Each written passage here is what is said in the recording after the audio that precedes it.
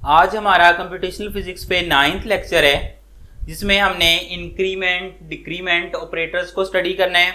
उसके साथ साथ हमने \t \n और एंड लाइन, ये मैनिपुलेटर जो है इसके बारे में भी हमने पढ़ना है और इसको यूज़ करना है प्रोग्राम के। सबसे पहले इंक्रीमेंट से क्या मुराद होता है। जैसे आपको पता है कि एक मुलाजिम होता है, वो सारा साल काम करता है, उसके बाद उसकी तनख्वाह जो है उसमें एक इंक्रीमेंट लगता है, कुछ इजाफा हो जाता है। तो इंक्रीमेंट से मुराद है कि किसी चीज़ में कोई इंक्रीज करना, और डिक्रीमेंट से मुराद है कि उसमें कुछ कमी करना। मिसाल के तौर पे अगर मैं चाहता हूँ कि ए की वैल्यू में मैं एक इजाफा करूँ, मिसाल के तौर पे मेरे पास ए पहले से जो है वो 10 के बराबर है और मैं चाहता हूँ कि इसकी वैल्यू जो है वो 11 हो जाए। तो एक तरीका तो ये है कि मैं जस्ट लिख दूँ a इज इक्वल टू 11, तो C++ के अंदर 11 वैल्यू जो है वो a में चली जाए। दूसरा तरीका ये है, प्रोग्राम की फॉर्म में नहीं बता रहा, वैसे बता रहा हूँ, प्रोग्राम की फॉर्म में भी करके बताऊंगा। दूसरा तरीका ये है कि मैं यहाँ पे लिख दूँ a is equal to a+1। जब ये स्टेटमेंट एग्जीक्यूट होगी तब भी a की वैल्यू में 1 का इजाफा हो जाएगा, a 11 के बराबर हो जाएगा। मैथमेटिकली स्टेटमेंट गलत है, लेकिन कंप्यूटर साइंस में इसका मतलब होता है, C++ के अंदर मतलब होता है कि जब अब आप a की वैल्यू में 1 का इजाफा कर। और इसको लिखने का एक और आसान तरीका भी है, यही काम इस तरह भी हो सकता है कि आप लिख दो इसकी बजाय a++। 2 दफ़ा प्लस लगा दोगे, इसका मतलब है a की वैल्यू में इजाफा करना है 1 का। तो ज़्यादा आसान होता है लिखने में कि हम a is equal to a+1 की बजाय a++ ही लिख देते हैं। ये इससे क्या होता है, इससे भी a की वैल्यू में 1 का इजाफा होता है। और अगर हम लिख दें इसकी बजाय ++a, तब भी वैल्यू में 1 का ही इजाफा होगा। लेकिन दोनों में फर्क है, ये जो है ये प्री इंक्रीमेंट है और वो जो पहले लिखा था a++, वो क्या है, वो पोस्ट इंक्रीमेंट होता है। यहां पे भी a की वैल्यू 11 ही हुई है, इससे वहां पे भी a की वैल्यू 11 ही हुई थी। तो फर्क क्या पड़ा है, चेंज कहां पे आई है। चेंज अगर सिर्फ एक वेरिएबल हो तो कोई फर्क नहीं पड़ता। इस तरह से ++a और a++ दोनों आपस में क्या होते हैं, इक्विवेलेंट होते हैं। अगर आपने वैल्यू में 1 का इजाफा करना है, दोनों में से 1 ही यूज करना है। 2 को लिख दोगे तो वैल्यू में 2 का इजाफा हो जाएगा, 1 का इजाफा इधर हो जाएगा, 1 का इधर हो जाएगा। लेकिन अब हम ये अंडरस्टैंड करना चाहते हैं कि दोनों में डिफरेंस क्या है। डिफरेंस तब आता है अगर मैं लिखूं b is equal to ++a, तो होगा ये कि a की वैल्यू में 1 का इजाफा होगा, a जो है वो 10 से क्या हो जाएगा, 11 हो जाएगा। और उसके बाद b में जो है वो 11 वैल्यू स्टोर हो जाएगी, b 11 के बराबर। ये है प्री इंक्रीमेंट कि मैंने a में इंक्रीमेंट पहले कर दिया है। इसकी बजाय अगर मेरे पास, सपोज मैं कोई और वेरिएबल ले लेता हूं ताकि कंफ्यूजन ना हो, सपोज c है वो 10 के बराबर है, मैं d को लिखता हूं d is equal to C++। तो इससे क्या होगा कि c की जो वैल्यू 10 है वो d में स्टोर हो जाएगी, d में 10 ही स्टोर हो जाएगा। और उसके बाद अगले नंबर पे 10 जो है वो d में चला गया है,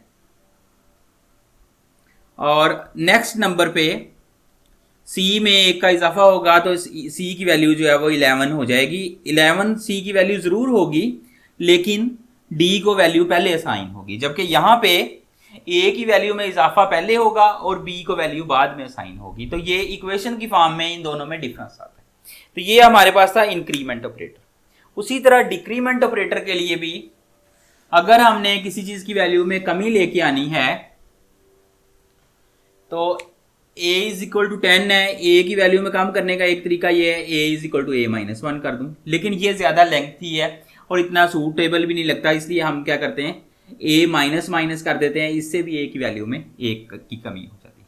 या अगर हम -a कर दें तब भी a की वैल्यू में 1 का डिक्रीज आएगा, a अब 9 के इक्वल हो जाएगा। लेकिन वही फर्क है कि अगर इसको इस तरह लिखते हो तो b अब जो है 9 के बराबर है, और अगर इस तरह लिखो तो b जो है वो 10 के बराबर रहेगा।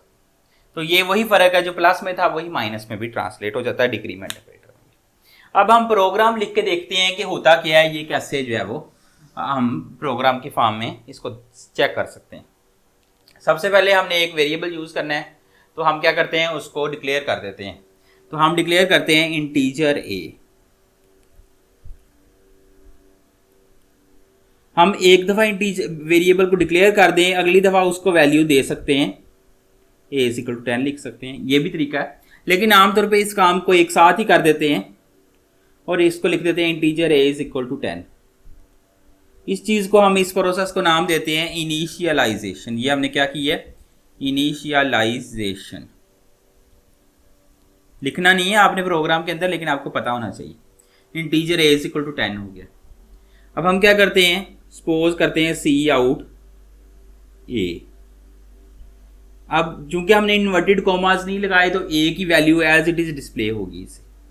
अब हम क्या करते हैं, नेक्स्ट हम ए की वैल्यू में एक का इजाफा करते हैं, ए प्लस प्लस कर दिया, और फिर सी आउट हमने ए किया। अब आप ये एक्सपेक्ट कर रहे होंगे कि पहले ए की वैल्यू 10 है, जब सी आउट ए किया तो ए की वैल्यूज यहाँ पे जो है वो आउटपुट में शो होनी है, तो आउटपुट में 10 शो होगा। और जब आप ए प्लस प्लस करोगे तो ए की वैल्यू 11 होगी, या अब इस पर गुजरने के बाद जैसे मैंने आपको समझाया था। और अब आप सी आउट ए करोगे तो अब 11 शो होगा। तो पहले आपके सामने 10 शो होगा, उसके बाद 11 डिस्प्ले होगा। लेकिन अगर आप देखो, ये आपके सामने प्रोग्राम भी मौजूद है, नीचे इसकी आउटपुट भी मौजूद है, तो ये 10 और 11 नहीं शो होगा, बल्कि ये शो हो गया है 1011। ये क्यों हुआ है, ये जरा समझ लें। ये इसलिए हुआ है कि कंप्यूटर ने पहले 10 डिस्प्ले किया यहाँ पे, लेकिन उसने 10 के आगे कोई गैप नहीं दिया, साथ ही 11 शो कर दी, इसलिए ये आउटपुट आपके सामने आ गई। अब आप अंदाजा कर सकते हो कि कितनी एनाइंग होगी इस तरह की आउटपुट अगर किसी प्रोग्राम में रियल सेंस में आपके सामने इस तरह की आउटपुट आए। तो आप ये चाहोगे कि 10 और 11 के दरमियान कुछ फासला हो। उसका तरीकाकार क्या हो सकता है, उसका तरीकाकार एक तो ये है कि आप यहां पे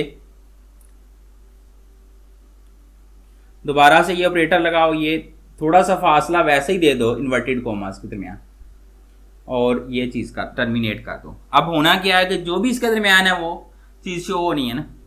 तो जब आप इसके दरमियान फासला वैसे ही कर दोगे तो पहले 10 जो है वो ए की वैल्यू यहाँ पे कंप्यूटर शो करेगा, फिर ये फासला है, ये टैब है, जस्ट थोड़ा सा फासला है, ये शो करेगा। यहाँ पे आपने स्पेस बार दबाई हुई है, 4-5 दफ़ा दबा दी, और उसके बाद ये 11 शो करेगा, तो फासला आ जाएगा। लेकिन ये जो है ये कोई अच्छा तरीका नहीं है, इसको नॉर्मली लाइक नहीं किया जाता। और इस तरह तरीके से फासला यूनिफॉर्म भी नहीं आता। अगर बार बार बहुत सारी जगहों में आपने फासला देना है तो आपका फासला यूनिफॉर्म नहीं होगा इस तरीके से। तो यूनिफॉर्म डिस्टेंस देने के लिए हम कमांड यूज करते हैं _t। जब _t कर दोगे, इन्वर्टेड कॉमास में करना है आपने, तो आउटपुट पे आपके खुद ब खुद इस तरह से डिफरेंट फासला आ जाएगा। अब आप देख सकते हो ये प्रोग्राम है जिसमें _t मैंने यूज कर लिया, और नीचे इसके आउटपुट में 10 और 11 के दरमियान फासला भी आपको नजर आ रहा है। अगर मैं चाहूं कि मुझे 10 और 11 अलग-अलग लाइन में मिले, मैं ये चाहूं कि 10 और 11 जो है 10 ऊपर आए 11 नीचे आए, तो फिर मेरे पास दो तरीके हैं। एक तरीका तो ये है कि इसमें _t की बजाय मैं \n यूज करूँ। जब \n यूज करूंगा, इन्वर्टेड कॉमास में ये भी यूज करनी है, वो भी इन्वर्टेड कॉमास में करना था, ये भी इन्वर्टेड कॉमास में करनी है। तो क्या होगा कि आपका जो है वो एक ये नेक्स्ट लाइन में चला जाएगा। \n का मतलब होता है कि नेक्स्ट लाइन। तो होगा क्या कि आप जब आउटपुट लोगे, या प्रोग्राम है या कुछ सामने आउटपुट आ रही है, तो 10 ऊपर आएगा 11 नीचे आएगा। ये हो गया। अगर आप \n यूज कर रहे हो, याद रखो ये आपने इन्वर्टेड कॉमास में करना है। अगर आप एंड लाइन का मैनिपुलेटर यूज करते हो तो इसके लिए आपको इन्वर्टेड कॉमास की जरूरत नहीं होती, आप जस्ट यहाँ पे ENDL एंड लाइन लिख सकते हैं। तो दोनों काम वही कर रहे हैं, लेकिन फर्क ये है कि एंड लाइन में हमारे पास हमने इन्वर्टेड कॉमास नहीं लगाने हैं, और \n में हमने इन्वर्टेड कॉमास लगाने हैं। \n का जो है उसका ये फायदा भी है हमें इसका कि अगर हम कोई एक ही लाइन प्रिंट करवाना चाहते हैं और उसमें हम दरमियान में एंटर करवाना चाहते हैं, मिसाल के तौर पे मैं चाहता हूं कि मेरे पास प्रोग्राम की आउटपुट ये शो हो, हेलो पाकिस्तान, या हेलो पाकिस्तान ठीक नहीं लगता, मैं लिखता हूं पाकिस्तान जिंदाबाद। तो ऐसी सूरत में मैं इसको कंप्यूटर में क्या इंस्ट्रक्शन दूंगा कि ये चीज मुझे पास आउटपुट पे डिस्प्ले हो। तो इसमें